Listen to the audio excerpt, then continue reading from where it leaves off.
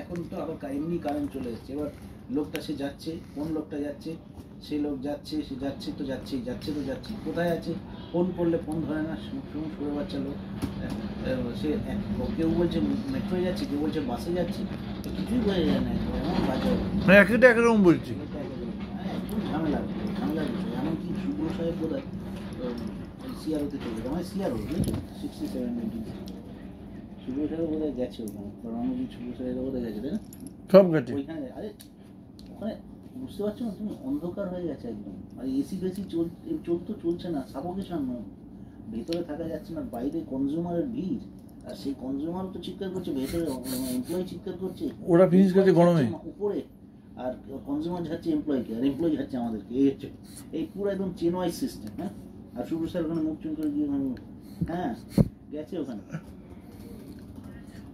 আমাদেরকে বলেনি, যেতাম গিয়ে ঠাপ খেত নেই, ছাড়া তো কিছু করার নেই, আমাদের তো গিয়ে কোনো লাভ নেই।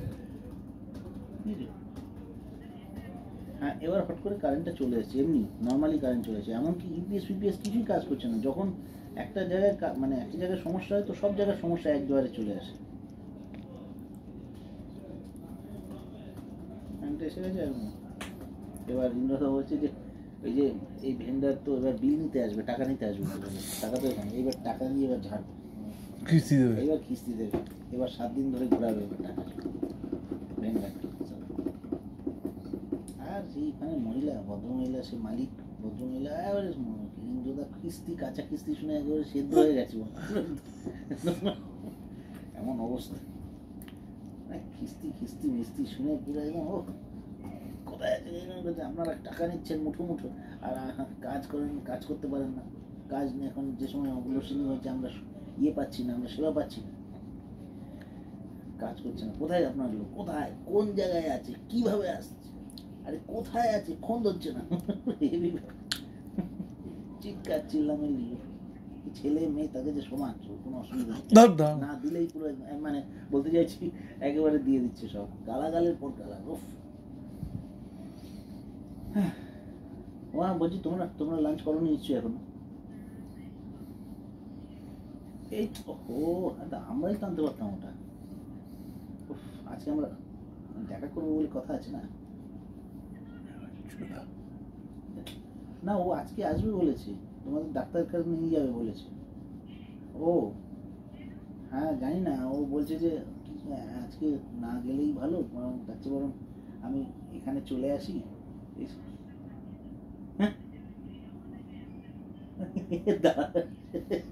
দাঁড়া না, তোমাকে নিয়ে যাবে ডাক্তারখানা, ব্যাপারটা বুঝতে পারছো না। আরে দাঁড়াও, তুই, ও যেতে চাইছে না, তুমি দাঁড়াও, আমাকে মেসেজ করেছে। হ্যাঁ, বুঝতে পারছো না, আরে তোমাকে নিয়ে ডাক্তারখানা যাবে, সেই সুবাদে আমিও ওর সঙ্গে দেখা করবো, ওটা বুঝো। হ্যাঁ, আচ্ছা দেরি হোক না তো, কিছুক্ষণ ও ওখান থেকে চলে আসবে, আমি তারপর এক জায়গায় যাবো, সেখান থেকে নিয়ে আবার ডাক্তারখানায় ঢুকবো, ওটা বুঝবো, বুঝছো? আর তুমি কেন বলছো এর মাঝে মাধব চৌধুরী ফোন করছো? হ্যাঁ, তোর এটাই পাও না। হাত থাকবে বলছে, কিন্তু এখন বলছে না। দাঁড়াও না, আমি দেখি আজকে হোয়াটসঅ্যাপে কি পাঠিয়েছে, দাঁড়াও বলছে। 1 মিনিট ধরো, 1 মিনিট ধরো, 1 মিনিট একদম।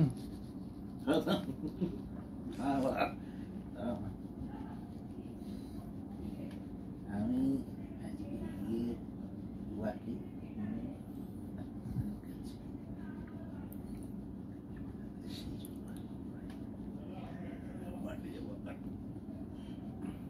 হয়ে যাবো। হ্যাঁ ঠিক,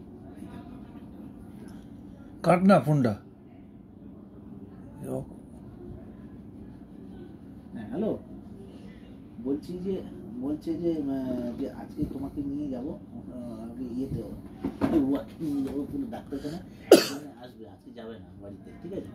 দাঁড়াও, শোনো না, আমার কথাটা শোনো না, দাঁড়াও, এখন ফোন একটু আসতে দাও, আসতে চাইছি, আসতে, তারপর দাঁড়াও না, তুমি কথাটা শোনো না।